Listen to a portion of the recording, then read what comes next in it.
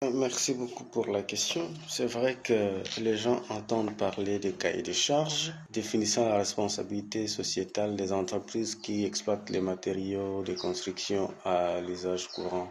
Le code minier qui a été publié en mars 2018, ce code minier prévoit trois sources de financement des projets de développement communautaire.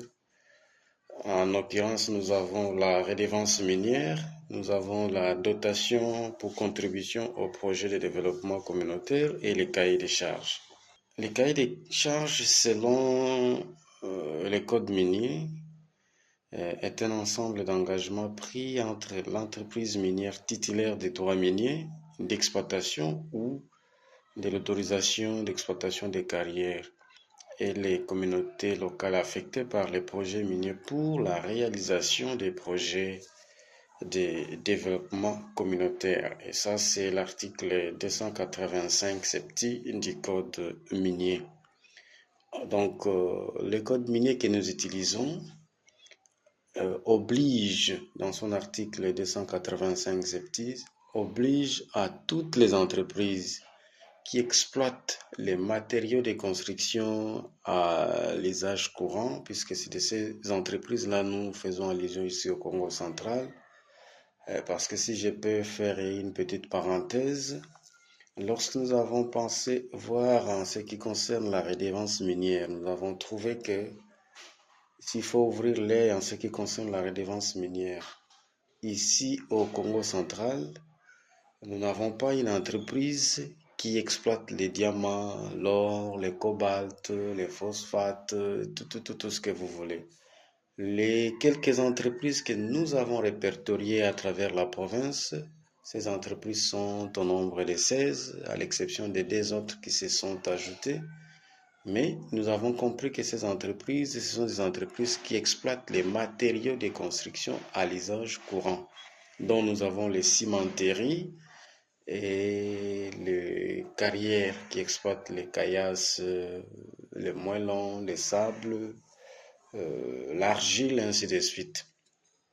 Et donc, pour revenir à cette question-là, la loi oblige à toutes ces entreprises de pouvoir financer les projets de développement communautaire pour les comptes de la communauté autochtone ou la communauté impactée par leurs activités. Voilà pourquoi lorsque nous sommes arrivés, nous avons dit nous devons ouvrir l'œil parce qu'à la redevance minière, d'ailleurs, lorsque nous voyons comme on n'a pas ces entreprises-là qui exploitent ces minerais que nous avons cités tantôt, voilà pourquoi on a pensé se focaliser à ce que nous appelons les cahiers des charges. Parce que nous avons vu du côté de dotation pour contribution au projet de développement communautaire, nous avons pensé que là, ce sont les entreprises qui doivent penser à toutes ces communautés. Et donc là, c'est selon les budgets de l'entreprise. Voilà pourquoi nous avons pensé se pencher en ce qui concerne les cahiers des charges. Donc, en d'autres termes, c'est un ensemble d'engagements que l'entreprise arrive à prendre pour réaliser, financer les projets. Donc, c'est une obligation légale. Le cahier des charges est élaboré par l'entreprise minière et le comité local de développement. C'est-à-dire que l'entreprise, nous prenons le cas par exemple de nos cimenteries.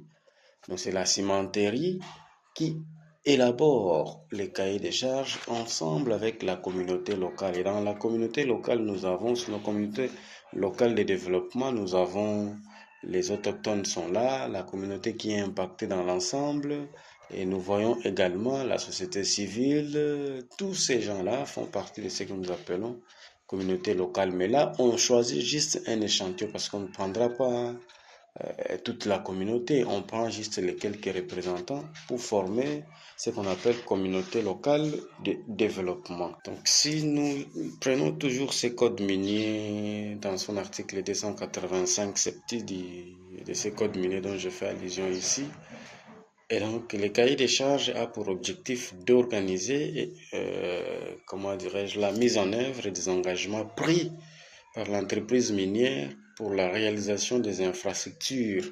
socio-économiques et services sociaux de base au profit des communautés. Donc, en d'autres termes, les cahiers des charges visent à améliorer les conditions de vie des populations locales affectées ou impactées par les activités minières. L'initiative de l'élaboration du cahier des charges vient du chef de secteur ou des chefferies, c'est-à-dire villages, chefferies, villages, ou localités comme les gens disent, ou encore si nous étions dans le cas par exemple de nos villes, nous parlons du bourgmestre, c'est-à-dire là on fait allusion aux communes. Donc voilà un peu ça, vous pouvez voir tous ces détails dans l'annexe 7 du règlement minier dans son article 12.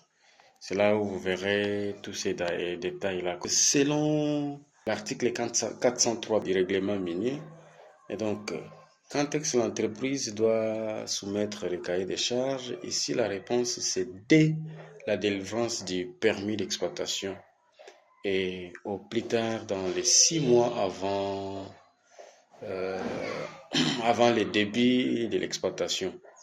Donc, l'entreprise doit soumettre les cahiers de charges pour approbation par les gouverneurs. Et donc, si une entreprise, ici nous prenons le cas de nos entreprises parce que le code minier a été publié en 2018. Mais de 2018 jusqu'à août 2022, où nous sommes arrivés, les entreprises qui exploitent les matériaux de construction à l'usage courant ici au niveau du Congo central, aucune entreprise n'avait eu l'initiative de pouvoir déposer ou soumettre son cahier de charges.